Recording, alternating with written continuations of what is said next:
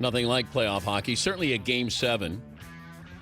And if you think about all the sports, now I do love Game 7s in baseball, but there can be a blowout sometimes in a Game 7. It's rare when you have a blowout Game 7 in the Stanley Cup playoffs. Because hockey, there's this frenetic pace, and it's played differently than the regular season. What's at stake? And then you throw in Doc Emrick with the call. You can't go wrong. Doc joins us now. He's got Game 7 with the Blackhawks Red Wings coming up tonight. Any difference in how you approach Game 7 as opposed to, let's say, a regular season game? No, Dan, not really. But I think the one thing that you do is you remind yourself to expect the unexpected, because the best goal scorer in the world could wind up hitting a crossbar in a Game 7. The difference can be a 5-on-3 power play, which we haven't even had in this series yet. It winds up being, you could almost be down on one knee throwing dice against the wall and pick a winner as well as you could just through your own efforts and thinking about it. But I guess that's the thing, is that Game 7s can often be really weird, and so you expect the unexpected and hopefully react to it. You look at momentum with the Blackhawks, Red Wings, with where this series was to where it is now? Yeah, I think that's what Blackhawk fans are thinking, and I'm sure Paulie is, based on the shirt that he has on this morning, that we've come from 2 down. And we all have statistics to throw around because we have research departments that are tremendous, and these sorts of things mean nothing once they drop the puck tonight. But the Blackhawks have come from 3-1 down, and in 11 series they've been 3-1 down, and they have never come back and won. Well, some of the guys playing tonight weren't even born when some of those things happened. But they are amusing brain candy to have between now and then. But once the game starts, nothing. By the way, fair and balanced, is there a Red Wing in your crew this morning? I didn't notice anybody having a shirt on. No, we're not fair and balanced. Good, okay. No, yeah. We're jaded and bitter, so Paulie's got his Blackhawks T-shirt on today. I had a coach when I was playing, amazingly enough, at 5'7". I actually played some high school basketball. I had a coach similar to what you had. Mm-hmm. And I heard you talking about it last hour. And I think on balance it becomes a really tough call to say whether I was better because I had that coach or whether I survived in spite of it. But you have coaches in the NHL, coaches in all the sports. But John Tortorella, is he somebody who's building character with his style with the Rangers, or do you think sometimes he may take away from it? Well, you'll get a different opinion depending on which guy you talk to. But I think the one thing that unifies, if you talk to his Tampa Bay Lightning when they won the Stanley Cup in 2004, they would probably say he was building character and he was making us better. But that was traditionally, and I know you mentioned a number of coaches in some of the sports and how, Lombardi, they treated us like dogs, all the same. It was said of Scotty Bowman that his players liked him one day a year, and that was the day they were skating the Stanley Cup around. But then you have gentlemen like Al Arbor was a Tom Landry-like figure. Absolutely. He was a dignified man there. But in today's coaching, can you coach in a way that is demonstrative, that is rough, that is a taskmaster? Or do you think it's more of this is a partnership that we have to have with coach and player? Yeah, that's the delicate part now, because back at a time when hockey was a distant fourth among the 4 sports in salaries, you would wind up with a great difference in approach, and you could be more of the kind of coaches that you and I both had when we were playing basketball, and you could get away with it because where else could you go? Then a rival league came along in the 1970s, and then salaries went up because of that, and then it became more of the partnership that you referred to. He's Doc Emrick, NBC Sports. Got Game 7, Red Wings and the Blackhawks coming up tonight on the NBC Sports Network. I'm sorry, Dan. Did you guys ever settle any differences there? I know you have the box, and I saw 2 of your guys in the box already today. Yeah. Have you ever settled any differences like David Letterman did with Siskel and Ebert?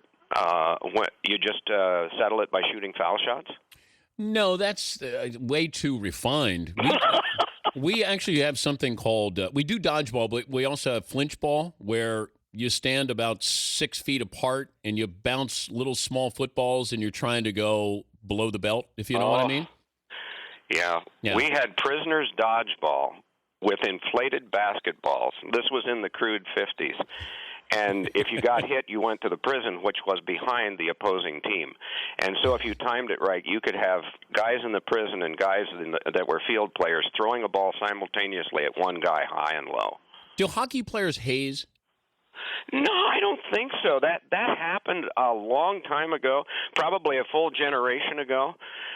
You may find isolated cases where it's allowed anymore, but no, I think that hockey has gone beyond that too. We have a wheel of punishment, by the way, that we spin that, and it can be devastating. So, just so you know there is discipline. I'm the Lord of discipline here. I sense that especially from watching today's show. I mean, 2 times guys have gone to the box already, and I didn't see the first hour. The one thing I noticed, though, and people now noticed it as well, is the coverage you're getting for your descriptions. That it's almost as if, and it's TV where sometimes we're supposed to use less than more, but it's almost the feel of if I put you on radio with your call on TV or vice versa, it would work both ways. Is that on purpose? No, there's no direct purpose for that.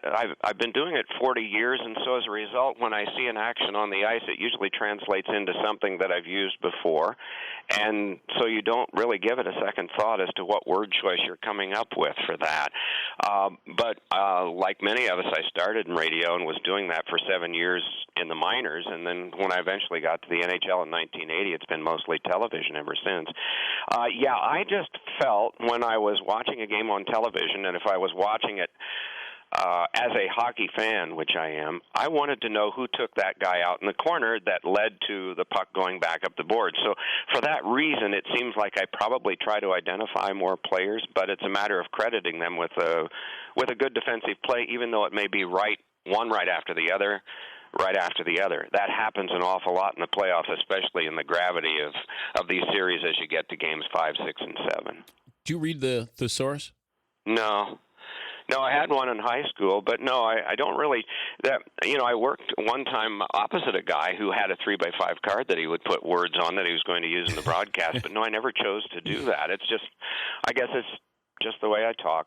And, when you get excited, which I tend to do pretty easily, I guess those things sort of come out that way.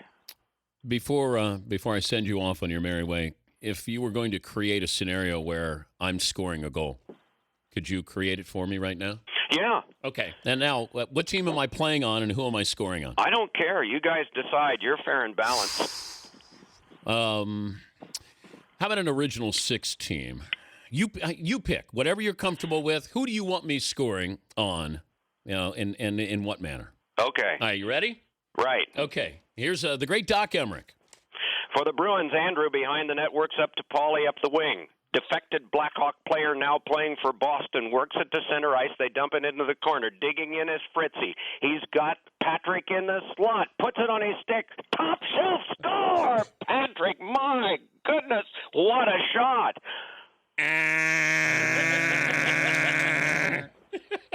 But they are calling it back because of Fritzy being in the goal crease. It's disallowed. Oh, what a shock. It would have tied the game in only 15 seconds to go. Have fun tonight, Doc.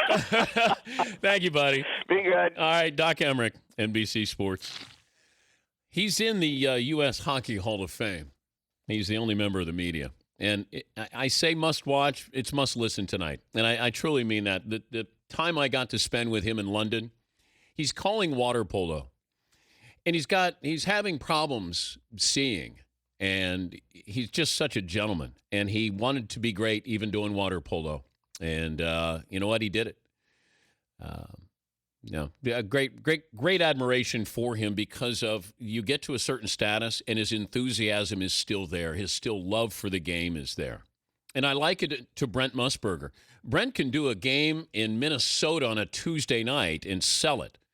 And that's what you lose in this business. The older you get, the more recognized, you seem to lose a little bit of that passion, spirit. And Doc Emrick, if you're around him, you're lucky.